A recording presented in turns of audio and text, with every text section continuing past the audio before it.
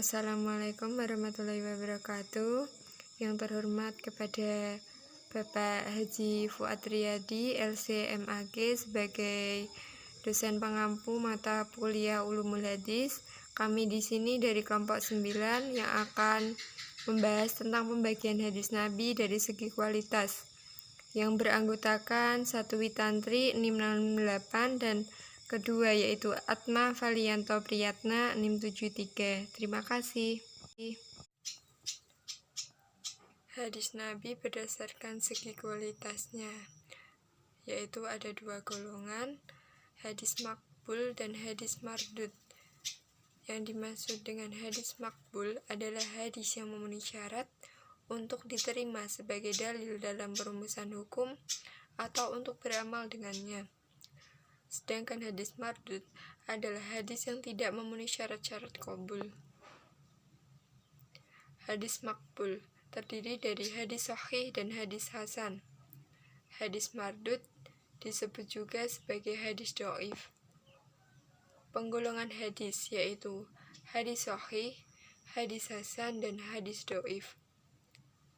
Hadis sahih, kata sahih menurut bahasa berarti sehat, selamat, sah, dan sempurna. Ulama bisa menyebut kata sahih sebagai lawan kata dari saqim yang bermakna sakit. Hadis sahih merupakan hadis yang sanadnya bersambung, diriwayatkan oleh perawi yang adil dan dobit atau mempunyai daya ingat yang kuat, serta matanya tidak ada yang syadz dan ilat atau cacat. Suatu hadis dapat dikatakan sahih apabila memenuhi 5 syarat, yaitu bersambung sanadnya, maksudnya tiap-tiap rawi dapat saling bertemu dan menerima langsung dari guru yang memberinya dan tidak dapat rawi yang gugur. Yang kedua, perawinya adil. Terdapat beberapa kriteria, yaitu beragama Islam, dewasa, sehat, jasmani dan rohani, mukallaf, memelihara mur'ahnya, dan tidak mengikuti salah satu pendapat mazhab yang bertentangan dengan dasar syara'. Ketiga, perawinya dobit. Maksudnya di sini kuatnya daya ingat perawi hadis terhadap hadis yang didengar maupun menyampaikannya sebagaimana mestinya, kapan saja ketika diperlukan, tanpa syadz atau janggal, yaitu hadis sanad dan matanya tidak bertentangan dengan hadis lain yang lebih tasikoh, tanpa ilat atau cacat.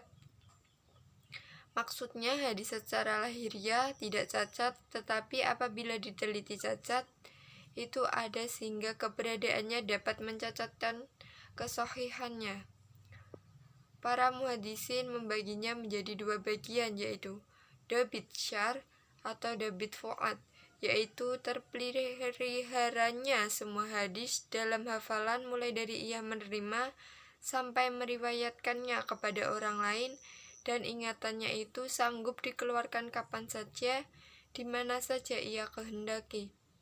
Dobit kitab, yaitu terpeliharanya ingatan itu melalui tulisan-tulisan atau catatan-catatan yang dimilikinya.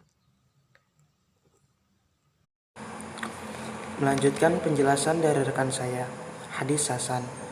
Menurut Ibnu Hajar al-Asqalani, hadis hasan adalah hadis yang diriwayatkan oleh perawi yang adil, yang kurang kuat hafalannya, bersambung sanadnya, tidak mengandung ilat, dan tidak mengandung kejanggalan. Hadis ini secara umum memiliki 3 syarat yang sama dengan hadis sahih, yakni sanad, matan, dan perawi yang adil, dan juga berdaya ingat kuat. Perbedaannya antara hadis sahih dengan hadis hasan ialah ada pada daya ingat. Perawi hadis hasan hafalannya tidak sekuat dengan para perawi hadis sahih. Hadis hasan terbagi menjadi 2, yaitu hadis hasan li dzatihi dan hadis hasan li ghairi. Hadis hasan li dzatihi yaitu hadis yang memenuhi 5 unsur persyaratan hadis sahih, tetapi salah satu rawi dinilai kurang kuat hafalannya. Menurut Al-Hafidz Ibnu Hajar, hadis hasan li dzatihi ialah hadis yang bersambung sanadnya dengan penukilan perawi yang adil dan ringan kedhobitannya. dan yang semisalnya, atau dari perawi yang lebih tinggi darinya sampai akhirnya berhentinya sanad, dan bukan hadis yang syadz, yang bukan dan juga bukan mu'allal atau yang bercacat. Hadis hasan li ghairih, yaitu hadis doif yang karena didukung oleh hadis lain yang sahih dengan matan yang sama sehingga naik menjadi hasan li ghairih. Hadis yang naik peringkatnya menjadi hadis hasan hanyalah hadis-hadis yang tidak terlalu doif.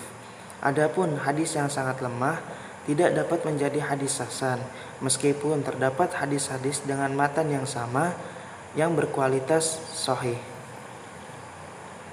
Hadis doif. Hadis doif adalah hadis yang lemah. Dapat dikatakan lemah karena tidak memenuhi 3 syarat sebagaimana hadis hasan dan hadis sahih. Sanad hadis ini terputus, perawinya tidak memiliki daya ingat kuat, dan matannya terdapat illat. Hadis doif terbagi menjadi 2, yaitu doif muhtamal dan doif syadz. Doif muhtamal yaitu doif yang bisa ditahan, diterima atau ringan, bukan doif yang berat, dikarenakan jika ada hadis yang semisal membantu tertutupnya kedoifan hadis tersebut dan dapat terangkat menjadi hadis hasan li ghairih. Kemudian doif syadid, yaitu doif yang sangat berat.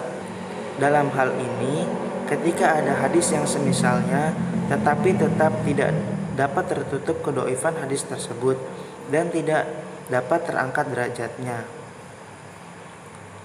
Baik, sekian dari kami, kurang lebihnya mohon maaf. Bila ada kesalahan kata atau ejaan kurang yang berkenan, mohon dimaafkan.